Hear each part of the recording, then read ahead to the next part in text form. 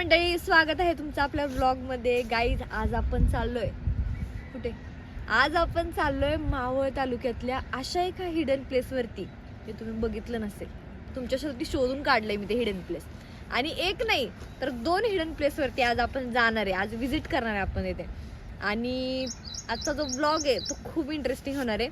So stay tune. आता आपण आधी पहिल्या लोकेशन वरती जातोय आणि सगळं दाखवणार आहे, नक्की कुठे ते काय तुम्हाला बघायला मिळेल सगळं. सो चला आता.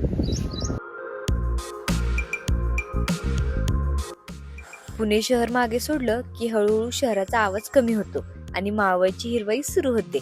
पावसाळ्यात हा पूर्ण रूट खूप सुंदर दिसतो. रस्त्याच्या दोन्ही बाजूला हिरवेगार डोंगर, ढगांनी झाकलेली शिखर आणि मध्येच दिसणारे छोटे वॉटरफॉल्स. पुण्यापासून जईबाई परिसर साधारणपणे 40-45 किलोमीटरच्या आसपास आहे आणि लोणावळ्यापासून येत असाल तर 20 ते 25 किलोमीटरचं अंतर आहे. पण खरं सांगायचं तर इथे पोहोचेपर्यंत रोड ट्रिप सुद्धा डेस्टिनेशन पेक्षा कमी सुंदर नाही बरं का.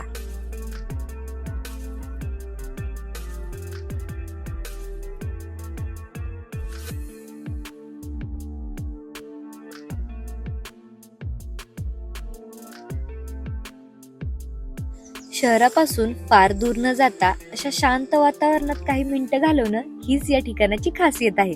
इथे आल्यावर एक गोष्ट जाणवते बरं का, काही ठिकाणं प्रसिद्ध नसतात म्हणून ती सुंदर नसतात असं नाही बरं का.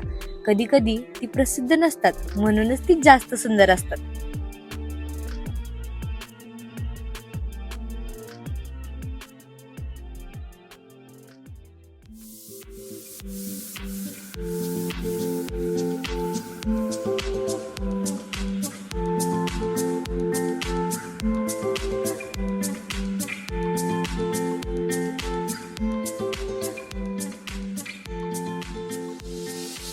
हे बघा गाईस, तुम्हाला इथून यायचं आतमध्ये. आतमध्ये आल्यानंतर रस्ता काही एवढा ओके नाहीये इथे. असं हे आम्ही तर इथून काढणार आहे आता गाडी ह्याच्यावरूनच कशी तरी.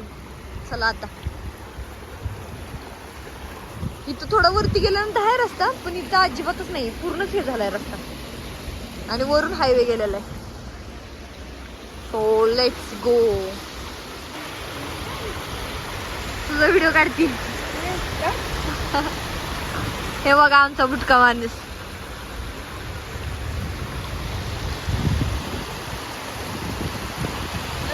गाईज, इथे आल्यानंतर रस्ता भेटत नाहीये, थोडा वरती जाण्यासाठी व्यवस्थित नाहीये रस्ता, असं आहे खरं तर. आणि असं लोकेशन वरती पण असं दाखवत नाही की वरती जाण्यासाठी रस्ता. मग आता आम्ही विचारणार इथं आहेत 1-2 आजोबा आहेत, त्यांना बघूयात विचारून की वरती जाण्यासाठी कुठून रस्ता आहे नक्की.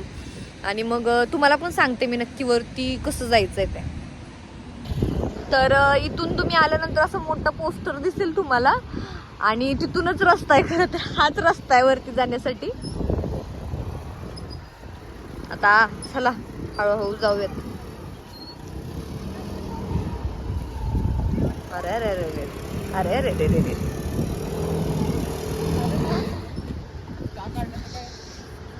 रस्ता खूपच डेंजर आहे. बापरे, जरा रस्ता नीट करायचा ना.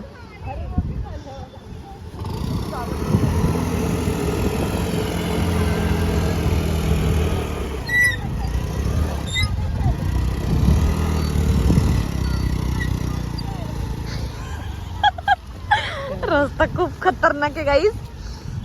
स्कूटी तर घेऊन येऊच नका, मला असं वाटतंय. यायचे तर 2 व्हीलर किंवा असं 4 व्हीलर घेऊन या, पण स्कूटी घेऊन येऊ नका, कारण खूप डेंजर रस्ता आहे इथे. गाडी पण फसू शकते ह्याच्यामध्ये तुमची. चला आता वरती जाऊयात. आपल्याला जायचं आहे इथे. इथे जायचंय, त्या धबधब्याच्या खाली आहे आपला hidden place. So let's go.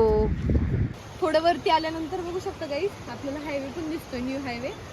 आणि ते ह्या साईडला मला असं वाटतं दरी आहे. आवाज येतोय पाण्याचा, पण झाडं असल्यामुळे दिसत नाहीये नक्की पाणी. पण पाणी जातं इथे, जे वरून पाणी येतंय ना वरच्या साईडून, ते इथे खाली येते. झाडं असल्यामुळे दिसत नाहीये. मला वाटतं वरती गेल्यानंतर कदाचित आपल्याला व्यवस्थित दिसेल. सो चला आता वरती जाऊया.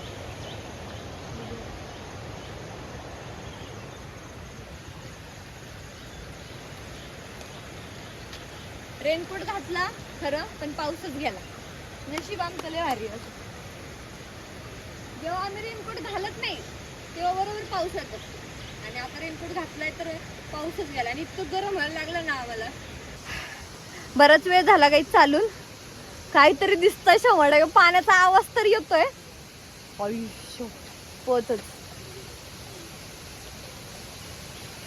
खतरनाक विषय, काही खतरनाक विषय. बापरे, खोल आहे भरपूर. बापरे, बघायचंय का गाईज? या लवकर, तुम्हाला एक खतरनाक विषय दाखवायचाय. ते बघा, शपथच काय आहे हे? बापरे, म्हणजे गाईज काय खतरनाक विषय. डोंगर आहे, डोंगरामध्ये मंदिर आहे देवीचं, आणि वरून धबधबा होतोय, आणि आम्ही इतक्या लांब आहे तरी पण माझ्या अंगावरती पाणी येतंय. खतरनाक विषय आहे गाईज, खतरनाक. इतकं भारी वाटतंय.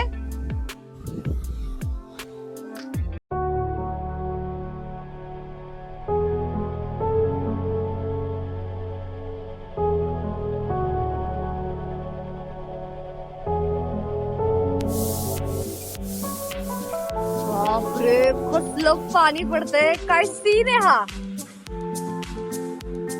इथपर्यंत पाणी उडतंय गाईज, इथपर्यंत. इतक्या लांब थांबली मी तरी.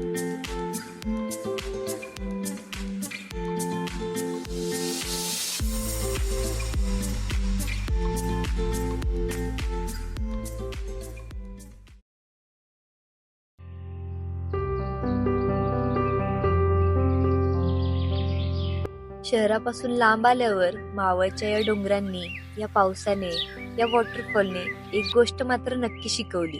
आयुष्य कितीही बिझी असलं तरी कधीतरी थांबा, एखादा रस्ता पकडा, एखादा डोंगर शोधा, पावसात भिजा, आणि स्वतःला पुन्हा एकदा निसर्गाच्या जवळ घेऊन जा.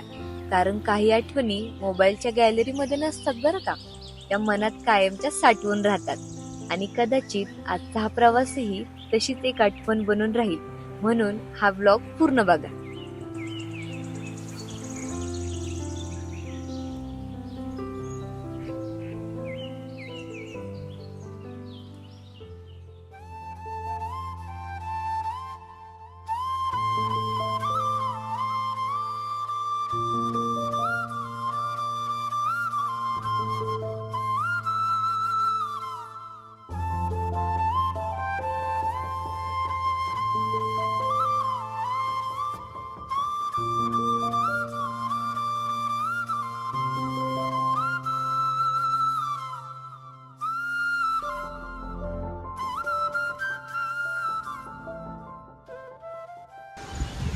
सो गाईज, आता आम्ही चाललोय सेकंड लोकेशन वरती, आणि हे लोकेशन तर आमचं पूर्ण एक्सप्लोर करून झालेलं आहे, आणि तुम्हाला कळलंच असेल हे प्लेस किती भारी आहे ते. आणि आता जे सेकंड लोकेशन आहे ना, ते पण एक हिडन प्लेसच आहे.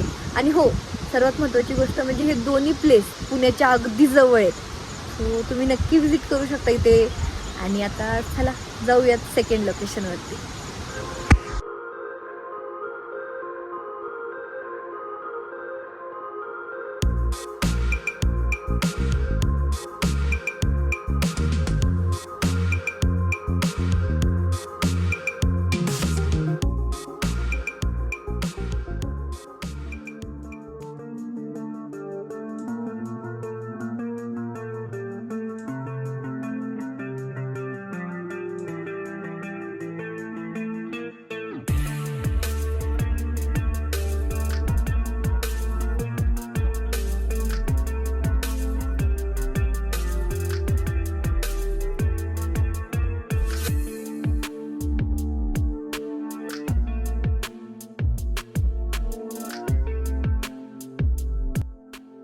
तर मंडळी, आता आपण आलोय जांभवली मधील कोंडेश्वर मंदिर पाहण्यासाठी.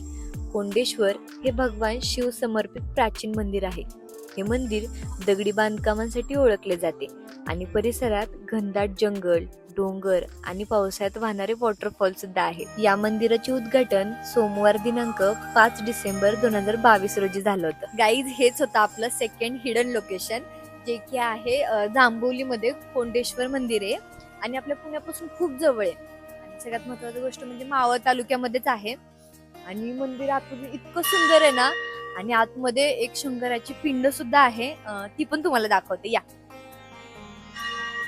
आणि हो, आज गुरुवार आहे त्याच्यामुळे गर्दी नाहीये.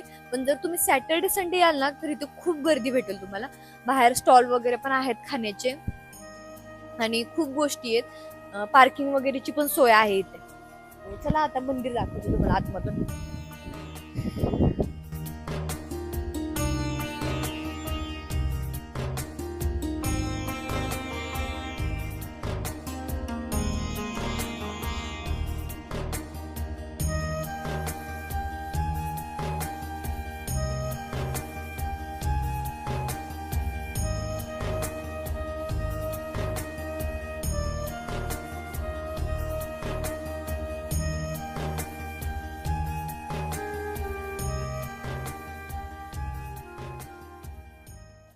आणि हो, ह्या प्लेसला मी हिडन प्लेस असं का बोलली ते मी आता तुम्हाला दाखवते. या लवकर चला.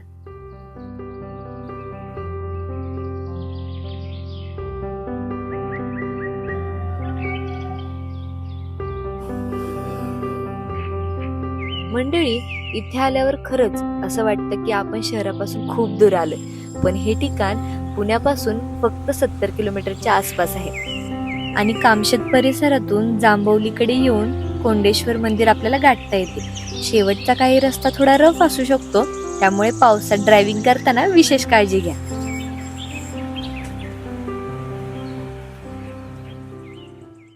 आणि येस गाईज, ही माझी वन ऑफ द फेवरेट जागा आहे. आणि मागच्या वर्षी मी आले होते, ही सेकंड टाइम आहे माझी इथे येण्याची. फर्स्ट टाइम पावसाळ्यातच आले होते मी मागच्या वर्षी बरोबर. आणि आता 1 इयर झालं इथे येऊन. मग म्हणले तुम्हाला पण दाखवलं पाहिजे. इतकं भारी प्लेस आहे. आता वरती ह्या साईडला तर बघू शकता धुके वगैरे पडलेले, म्हणजे इतका भारी व्ह्यू आहे. शेजारीत मंदिर शंकराचं आणि त्याच्या शेजारी धबधबा इतका मोठा तो पण. आणि त्या साईडला मूर्ती सुद्धा आहे, ती पण दाखवते मी तुम्हाला शंकराची. हे बघा, ह्या साईडला शंकराची मूर्ती सुद्धा आहे. खूप मस्त मूर्ती आहे ह्या साईडला.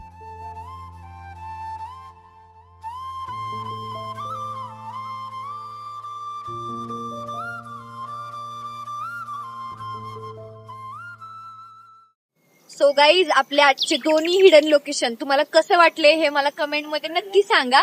आणि जर ब्लॉग आवडला असेल तर नक्की लाईक करा, शेअर करा.